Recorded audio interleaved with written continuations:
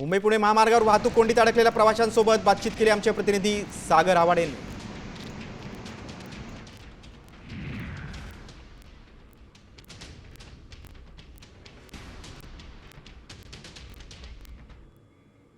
मी आता एक्सप्रेसवेवरती आहे आणि या ठिकाणी अजूनही वाहतूक कोंडी जी आहे ती आपल्याला पाहायला मिळते।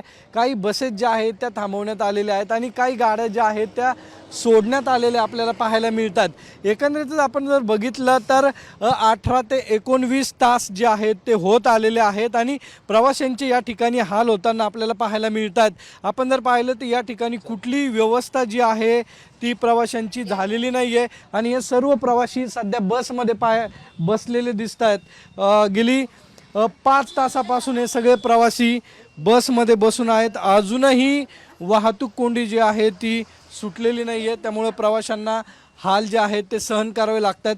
हा जेव्हा गॅसचा टँकर जो आहे तो उचलला जाईल त्यानंतर ही वाहतूक जी आहे ती सुरळीत होईल, मात्र हे उचलण्यासाठी अजूनही 2 ते 3 तास लागण्याची शक्यता वर्तवण्यात येते। त्यामुळे प्रवाशांना अजूनही 4 ते 5 तास बसमध्येच काढावे लागणार आहे असं चित्र दिसतंय। कॅमेरा आदर्श कटकेसह सागर साम टीव्ही किवळे पुणे।